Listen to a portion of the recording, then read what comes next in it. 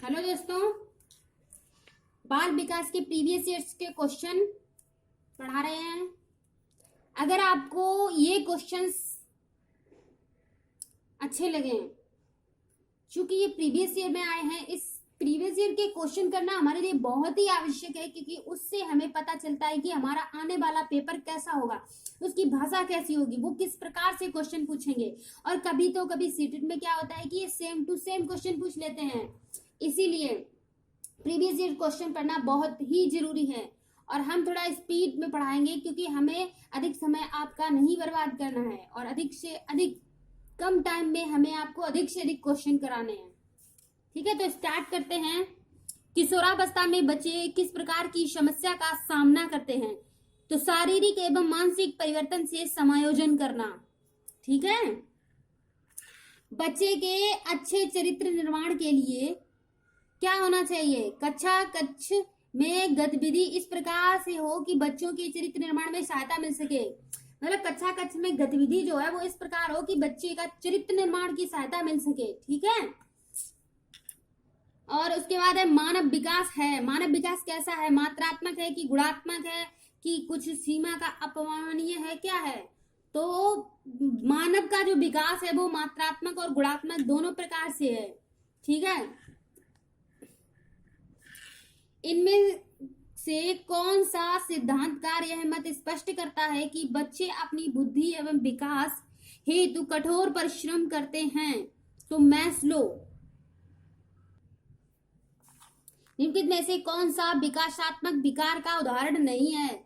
तो पर अभिघातक तनाव, पोस्ट ट्रॉमेटिक स्ट्रेस, ये क्या है कि विकासात्मक विकार का उदाहरण नहीं है।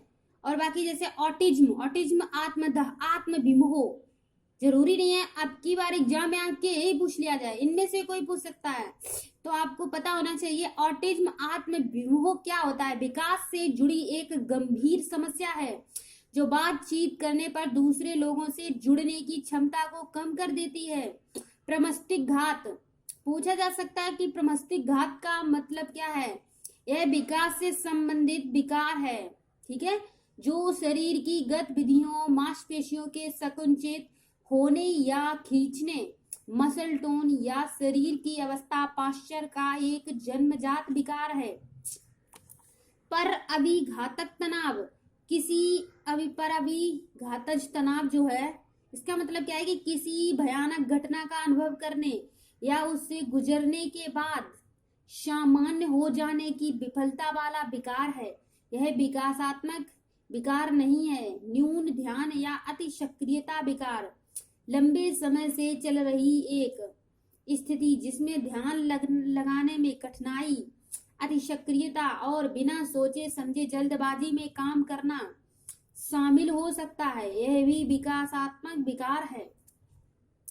14 वर्षीय देविका अपने आप से पृथक स्वनियंत्रित व्यक्ति की भावना को विकसित करने का प्रयास कर रही है।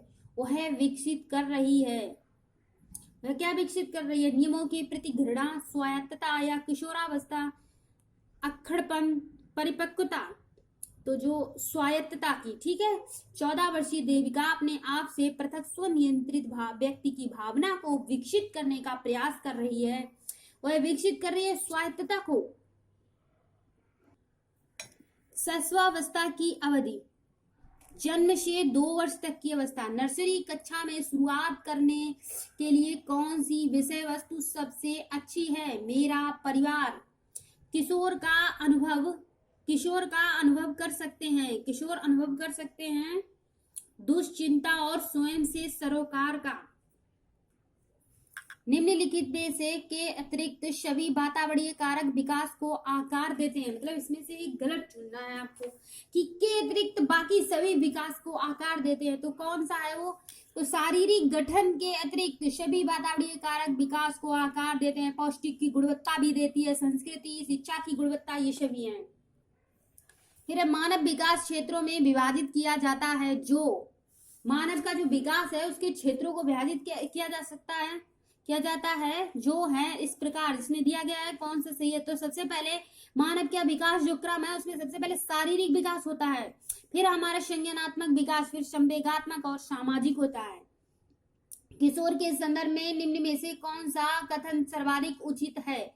तो इसमें से कौन सा कथन जो है वो सर्वाधिक उचित है? तो संवेगात्मक प्रोत्थान की घटना बढ़ जाती है। उच्च प्राथमिक स्तर पर इसमें कौन सा ऑप्शन सही होगा कि करियर निर्देशन की आवश्यकता, उच्च शिक्षा हम इसलिए करते हैं कि हम करियर निर्देशन की आवश्यकता नहीं, केवल करियर निर्देशन केवल, तो ये तो सभी गलती है। तो इसमें से यही ऑप्शन बी सही होगा, शैक्षिक करियर एवं व्यक्तिगत निर्देशन की आवश्यकता है।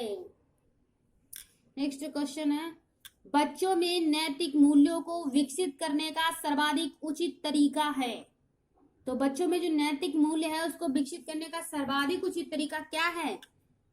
तो पहला है कि प्रातःकालीन सभा में बच्चों को नैतिक उपदेश देना। तो उपदेश दे ही देना है बच्चों को, निर्णय लेने के लिए कहना, विद्यार्थियों के सामने एक परिस्थिति रखना, उस पर निर्णय लेना। तो बच्चे इतने छोटे होते हैं, किसी भी चीज पे डिसीजन लेना उनके बस का नहीं होता है, ठीक है। फिर इसके बाद विद्यार्थियों को नैतिकता और अनैतिकता के बीच अंतर करना सिखाना। तो नैतिक और अनैतिक के बीच अंतर क्या सिखाना, वो खुद ही सब कुछ सीख जाएंगे। उन्हें समय के अनुसार, अपनी एज के अनुसार उन्हें खुद पता चल जाएगा कि क्या नैतिक है और क्या अनैतिक है। तो शिक्षक एवं बड़ों द्वारा नैतिक मूल्यों को प्रदर्शित करना, ये बिल्कुल करेक्ट ऑप्शन है। व्यवहार का करना पक्ष में आता है, व्यवहार का करना पक्ष में आता है। सीखने के गतिक क्षेत्र निम्नलिखित में से कौन सा सूक्ष्म गतिक कौशल का उदाहरण है? तो चढ़ना, फुदकना, दौड़ना और लिखना। तो देखो सूक्ष्म गतिक कौशल क्या होता है कि सूक्ष्म मतलब जो सूक्ष्म से सूक्ष्म, उसकी बारीकी से बारीकी कमियों को दूर करना सूक्ष्म गतिक कौशल कहलाता है। अभी क्या है कि जैसे दौड़ना है, फांदना है, कूदना है, अगर किसी भी चीज में आप नांग रहे हो थोड़ा, जैसे कि आप सिलेबस ऐसे ही पढ़ते चले जा रहे हो, बस देखते चले जा रहे हो, आप डीप स्टडी नहीं कर रहे हो। अगर आप डीप स्टडी कर रहे हो तो वो सूक्ष्म गतिक कौशल में आता है, और अगर आप ऐसे ही पढ़ते चले आ रहे हो ओरल बस थोड़ा सा हल्की फुल्की नॉलेज ली, ये आपका सूक्ष्म गतिक कौशल में नहीं, स्थूल गतिक कौशल में आता है, ठीक है। 2 कौशल होते हैं। इसके बाद मनोविज्ञान के अनुसार बाल विकास की कौन सी अवस्था सबसे जटिल व कठिन है? तो किशोरावस्था जो है वो सबसे जटिल व कठिन है, ठीक है।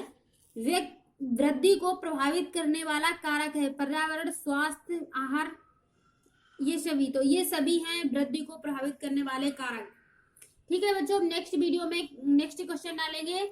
Thank you. अगर आपको मेरा वीडियो अच्छा लगा हो तो प्लीज हमारे चैनल को सब्सक्राइब कीजिए और लाइक कीजिए और बेल आइकन घंटी को दबाना ना भूलिए दोस्तों।